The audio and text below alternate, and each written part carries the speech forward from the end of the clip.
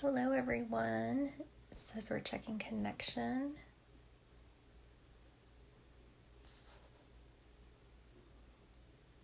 Hey, Marquise, how are you?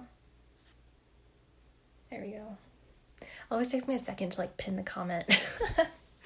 How's it going? I'm back to the States, so trying to get used to the time here again. Good to hear. I'm just waiting on Shalie right now. I'm super excited about today's topic. Oh, yeah? Good things, I hope.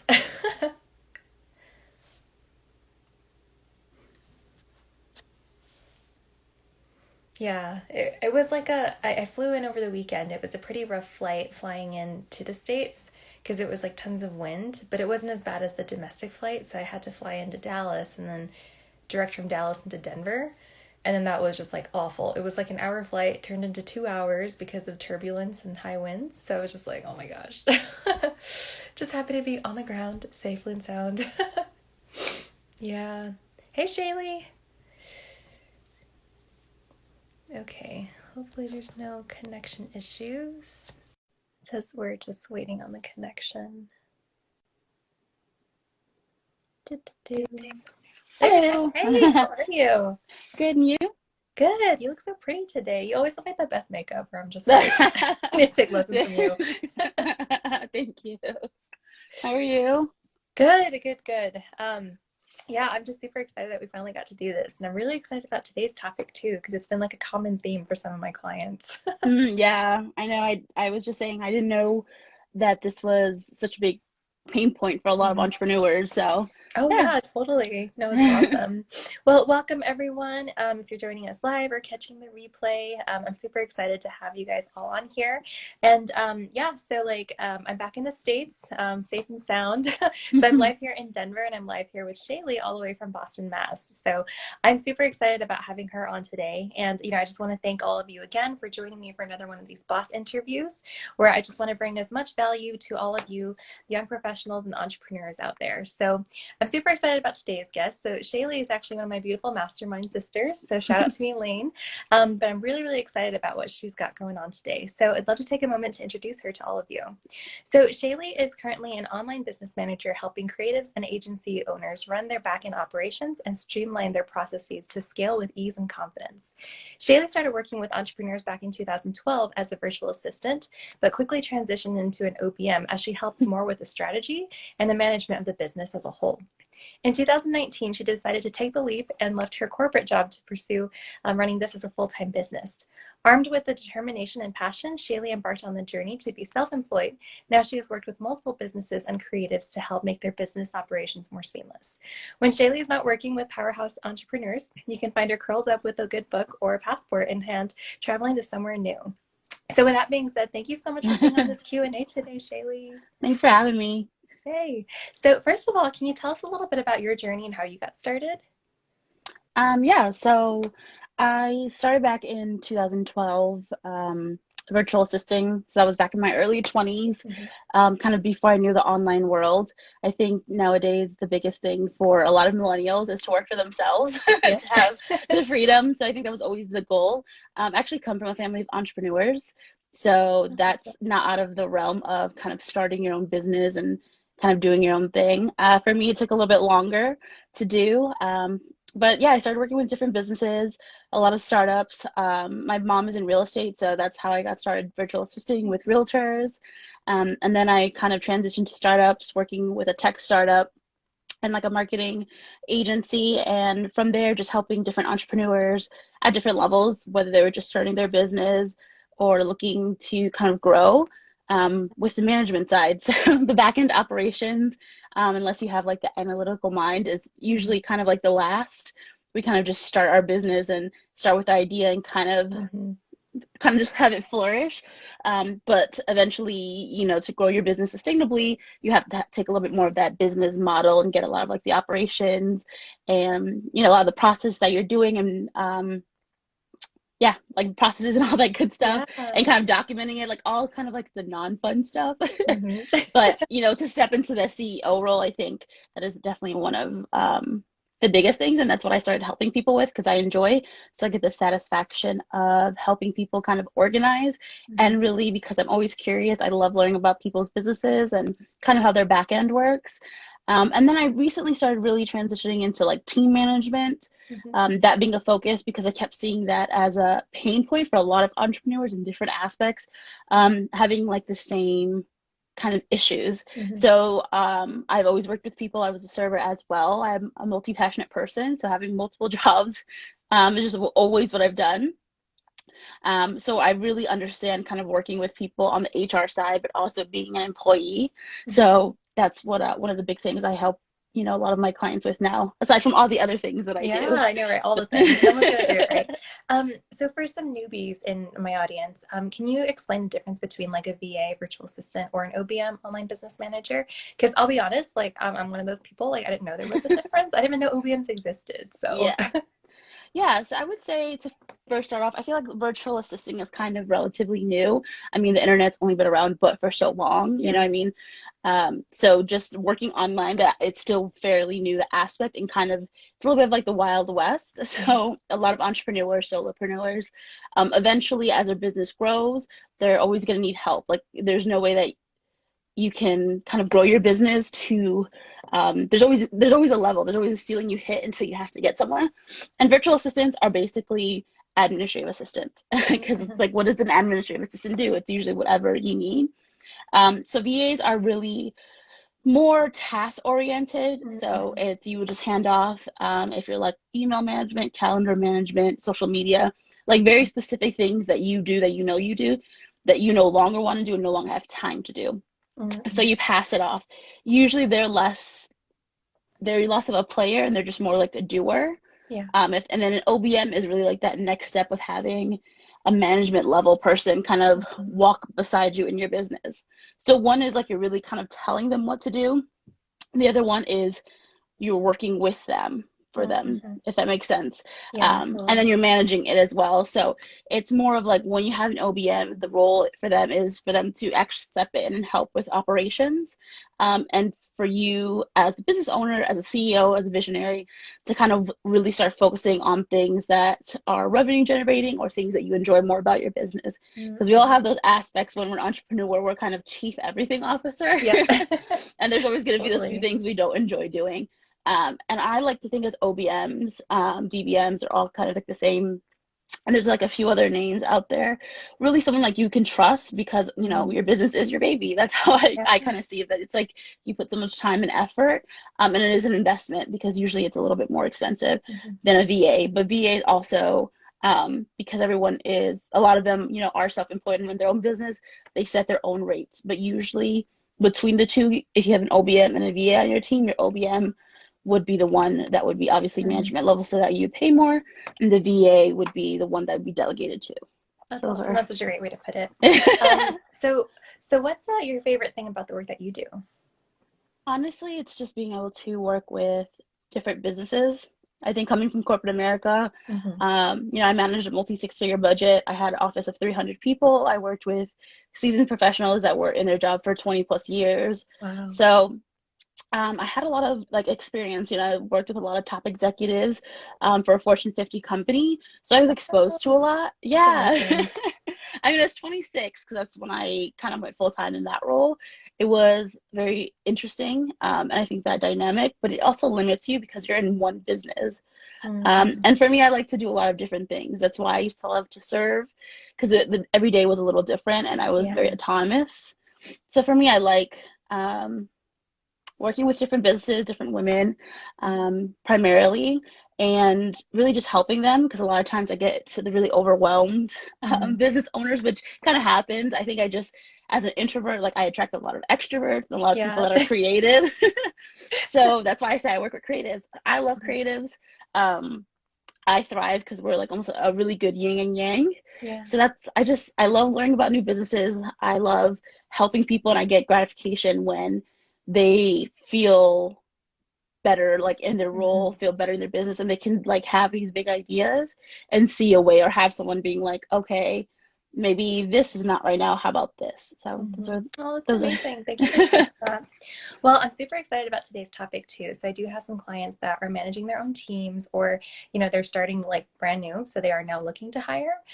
What are your top three tips for either hiring or successful team management if they overlap or if they're separate? Yeah, I would say they can overlap, but if you're doing high level, they're kind of separate. So Mhm. for if you're hiring, if you're outsourcing, again, it really kind of depends on where in your business you are. So you could have like the first time outsourcer, which is kind of like the newbie who's they're like not quite sure. Mhm. And then you might have the seasoned serial entrepreneur who has a bunch of businesses and that is used to hiring contractors and employees. So the top three things I would say that a lot of people, a lot of entrepreneurs, more like solopreneurs, I see don't do is they will just kind of like put something out there and have people comment and email Mm. them. And when you're an overwhelmed entrepreneur, because usually that's when you start Yep. outsourcing, that's not the best use of your time because realistically, if you're already overwhelmed and you have 50 people commenting or emailing you, you have to sift through it. It's not very direct. So the first tip I would give is put a job description together. Just Mhm. saying, oh, I think I need this or this might work. In the long run doesn't help you because your business will change. And if you don't have time right now for the things you're trying to outsource, most likely you won't have time to be able to go Yeah. through the hiring process.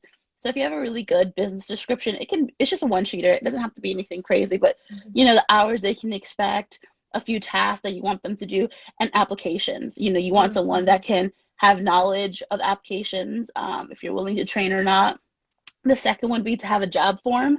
You can still post on social and Facebook and all that good stuff because that's what a lot of entrepreneurs do.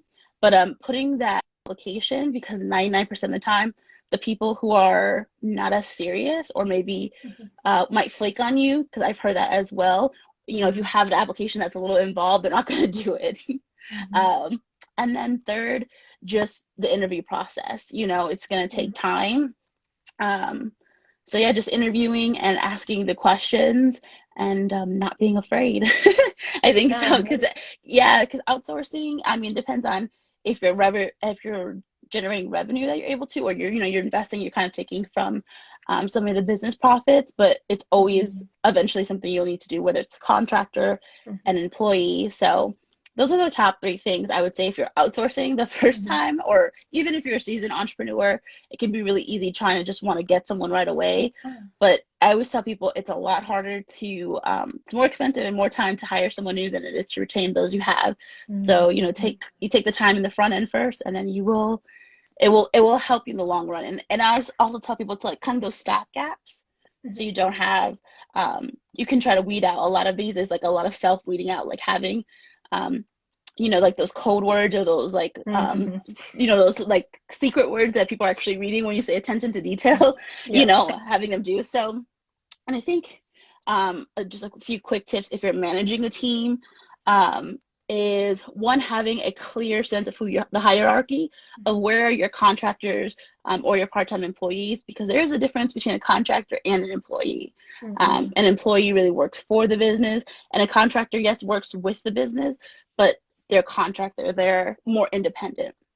So Mhm. really knowing where they need to go, I can tell you 99% of the time it's communication that is the issue. Yeah. It's not necessarily the actual work getting done.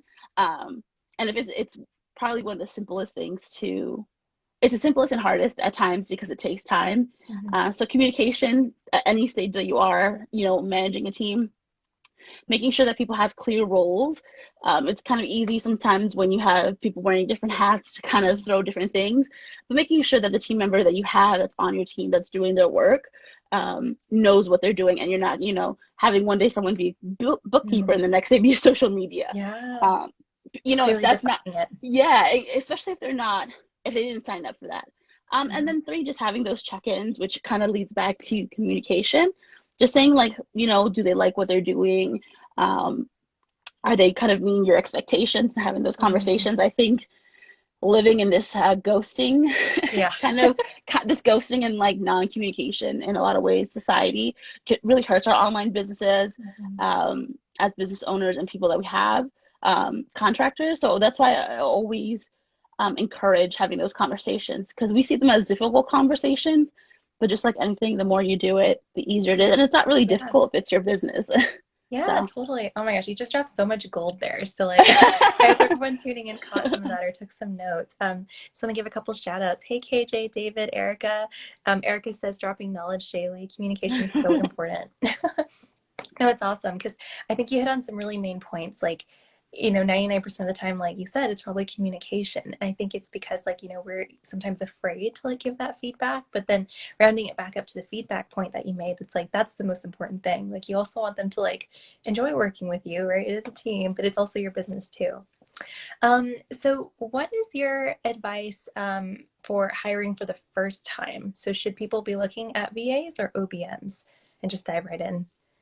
yeah, so that is a really good question. And it's a little bit more complex than just Mhm. those two because within that, you have social media managers, Yeah. copywriters, digital marketing. So, again, it'll go back to everything goes back to actually knowing what you need. If you Yeah. think you need administrative, but it takes you 10 hours to do one social media post, which is obviously exaggerated, but some people they're like, I hate social media, which Yeah. I don't particularly am like the biggest fan of it, but Hmm. I do it. But I know for some people it's just it's not something they like or it's not their Hmm. strong suit. But maybe they hire a VA that's more administrative, doing emails, calendar Hmm. management, but they're still seeing that their who they hired is really not benefiting them to where they need. So it's first Yeah. writing everything down. That's what I tell. Just do like a big brain dump. So anything that's on your brain, voice recorder, I love those, writing it down, emailing it to yourself, just getting it on paper so it comes from your brain onto some Hmm. type of surface or program. Yeah, totally.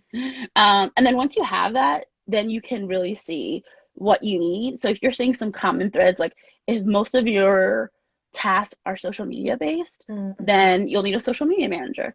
Yeah, If that's so if you true. have like social media and you need some administrative work, then the general VA would work for you. Hmm. If you need someone who is going to actually help you in terms of do like high level strategy, help you kind of grow your business, and you're willing to invest because you can get a VA, for $20-$30. Most Hmm. OBMs will start off at $40 to $60 an Hmm. hour. So that's a big difference also.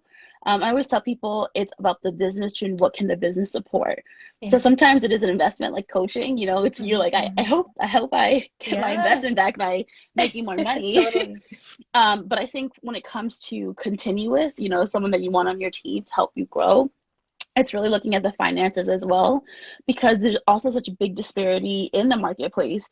I Mm. mean, people working abroad in, countries that have a lower cost of living, a lot of times they can undercut VAs that are charging a minimum of $20-$25. Yeah, so You know true. what I mean? Or different contractors that outsource where your smallest package is 1,500 and they will give you a full team for 1,500. Mm-hmm. So I think it's those two. I think it's always paying what people are worth. So that's Hmm. also another thing. So it really comes down to knowing what you need and then what your budget can allow too. So obviously some people you can be like, this is what I can pay, but I want you to grow with me. So you can have those Hmm. markers of when the business is hitting certain goals, they're growing with you as well. Yeah, So totally. so a simple answer is like writing it down and seeing just common threads like you would any other problem of seeing where it's connected. And then that'll kind of give you a good, and if you're not sure, going to different Facebook groups, having to do with virtual assistants, or OBMs or whatever your niche is and asking questions as well. You will get a lot of people commenting if you do that thing. Like if you're like, hey, I'm looking for a VA, but you're not Hmm. actively hiring, you will get a lot of messages and Yeah. stuff. So maybe not do that, but asking specific questions or if you have someone who's in that field. Because also another thing, most VAs after a while they will niche down into a Hmm. specific type. So they might start off as a general VA that will do a little bit of Hmm. everything, but from what I've seen, 90% of them usually find something. So whether it be social media, copywriting, going up to an OBM, starting an agency as well, because there's a difference hiring an Hmm. agency and hiring an individual. So I hope that answered the question. Yeah, no, totally. Oh my gosh, that was such great feedback and such great advice too. So just like writing it all down and just like externalize it, get it out of here, not a paper. Yeah. But yeah, you're so right about that because I guess it depends on your specific needs too. And then it's like what something that you said earlier about like, you know, when you're ready to like move up to work with an OBM, it's like finding players that are on your team that will help grow with you. I think Yeah. that's awesome. So on the other hand, what if you already have a team right now and let's say some of your team members aren't meeting your needs? What are your thoughts about resolving conflict and moving towards finding solutions?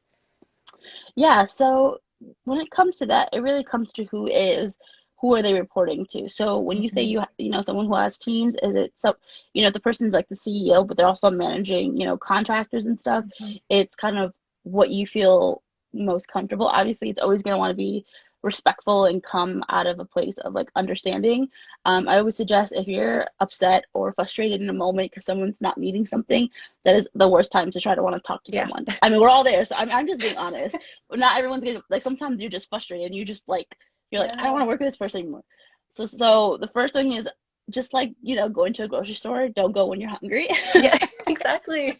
So true. You know, don't even email. Just really take the time to cool off. Mhm. So that would be the first thing, but really setting up a time and having delineating exactly what they're not hitting. So is it are they not Mhm. communicating properly? Are they missing deadlines? Mm. Are they not checking, you know, like their emails regularly? Are they not doing the turnaround time that was in the contract? So I think a lot of times when it comes to communicating with someone, being as specific as possible is really good so they can see it and you can see it too. So it's not like, oh, you never answer my emails, or why Mhm. is it taking you X amount of times when they're like, oh, Yeah. well, I'm doing X, Y, and Z. So if you're like, hey, on this day or this thing, you know, you've missed this, my client said this, you know, what's going on? I think asking them and having with them is sorry, having that conversation with them will be first. Okay, cool. I think it's Are just you one of there? those, Sorry, it just froze for a second. I'm so sorry. it's okay. No, you're fine.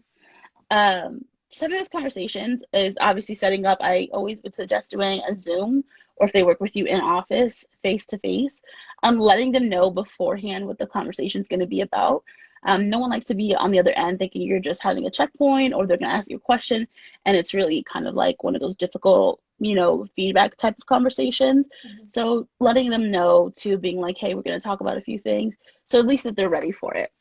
No, And you know, that's great. asking what type of support that they need. You can be like, hey, this is what I'm noticing, you know, this is what we need, this is what we hired you for, how can I best support you?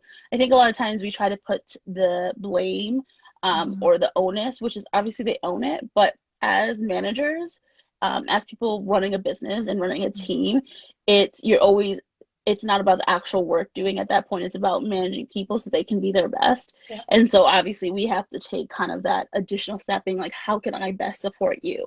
There's Mhm. going to be times that that person's just not the right fit, whether it's they're doing or the role. Sometimes I know that I was working with a client one time and I was like, I don't want to do social media forever. I thought I did it Mhm. when I started, and I had that conversation with them. And it ended up that we parted ways, and it wasn't anything bad. It was Yeah. what they needed, I just no longer wanted to do. Mhm. But when you're doing it vice versa, someone who's not meeting deliverables, not meeting deadlines, not being Mhm. communicative, asking them and really putting out a plan, being like, how can I best support you? Is the Mhm. workload too much? Is the work not something you enjoy? Is there something going on? Do you need to step back? Like, Yeah. what can we do? And building out a plan. And then if they continue to keep doing, you know, kind of like the same thing, then it's going to be having that difficult conversation of like, okay, this is what the business needs, you know, and this is what the role is, you know, so I think it's two conversations, and it's really where you are. If you've had that conversation with them before and they're not meeting it, you know, then you're going to see, does the partnership still make sense, Mhm. or is there somewhere else in the business that maybe you like working with the person and they're really good at something, you're like, hey, how about we try this, and maybe it's just not the right fit. So Yeah, totally. yeah. Yeah, that was great advice. Got that in comments too. Love that advice. Yeah, because I think it's such great feedback, especially like going back to what you said about just being specific. Like more oftentimes than not, and in cooling off, I think that's really important too. Because at the end of the day, you're working with people, right? What's your advice for, you know, us for like small teams, maybe like some sales professionals that have a couple of people on their teams or small business owners? What's your advice for us as leaders to get out of our own way to be better leaders? Yeah, honestly being open to feedback. Mm-hmm. As when you have a team, there's always going to be times they're going to need to, how they say, manage up. Yeah. So, just just like anything new that you're starting or when you're working with someone, it's that outside perspective. So it's one being open to what your team has to say. And that obviously always starts with you as the leader, having those conversations. Because 9 times out of 10, people remember, the great managers that they had and the Mm-hmm. experience that they had. And they don't remember like the conflicts or as much, or they don't remember the negative. They'll remember the positive, even though, there's always going to be bumps on the road. No one is Yeah. perfect. So as a leader, to never forget that you were there, even if it wasn't Mm-hmm. that specific role, because a lot of times Great advice. you become so removed from that. Just like, when your organization grows, Mm-hmm. eventually, first you were always in your business, but now you're a CEO and you have five team members, five of you. That virtual assistant that you have maybe now in your team, you never see them because that's no longer, you're not, you're 2 or 3 times removed. Yeah. And so sometimes as sales professionals or any sort of professional that has a team, that's a manager at different levels, the longer you are away from being that support staff or kind of like Mm-hmm. that new person, we tend to forget. I'm going to be That's honest, so we, true. we tend to forget.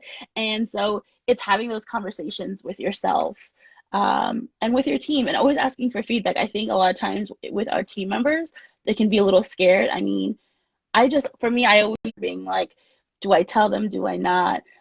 So for me, I always like to ask for feedback. I always say, how can I best support you? Because there's going to be those difficult conversations on either end. Obviously, you're always going to have that dynamic of a manager and their Mm-hmm. subordinate. So there's that already power difference. But Mm-hmm. if as a manager, you're like, listen, we're still a team.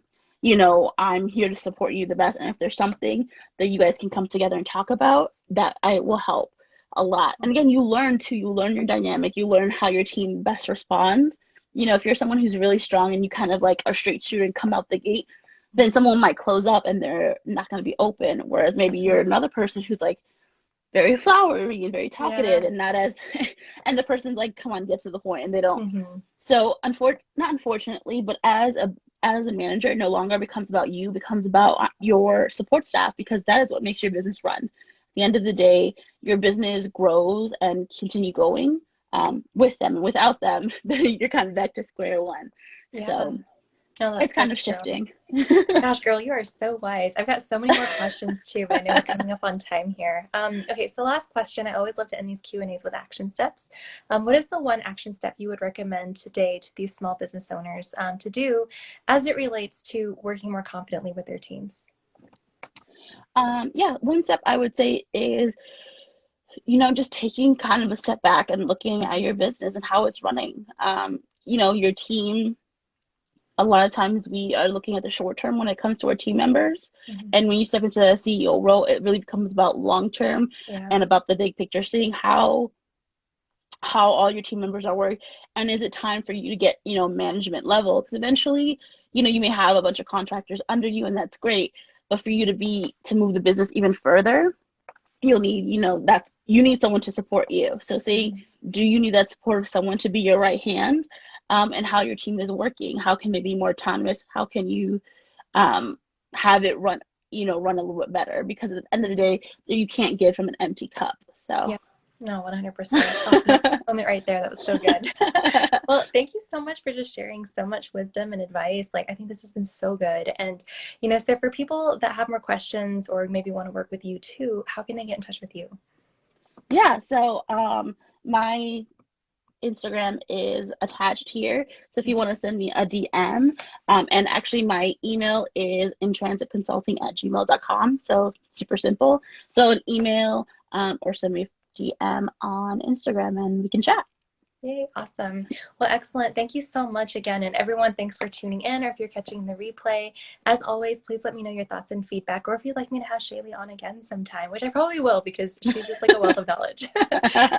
Any final thoughts from you, Shalie? No, I'm just happy that we got to connect and I'm glad that I'm able to talk about this and hopefully someone, is able to start their team or Yeah. do do what they need to do with team management. I understand it's one of those interesting parts of the Mhm. business. Yeah, and it's not one that people talk about a lot either, because it's like, once you get to the point where you know you need to hire somebody, you should have hired yesterday, right? Like, Yeah. it's Yeah. awesome. Well, excellent. Thank you so much again for joining me today, and everyone, thanks for tuning in or catching the replay. But I hope everyone stays safe and well during all of this. But yeah, I'll catch up with you soon. Talk to you All right. later. Bye. Bye.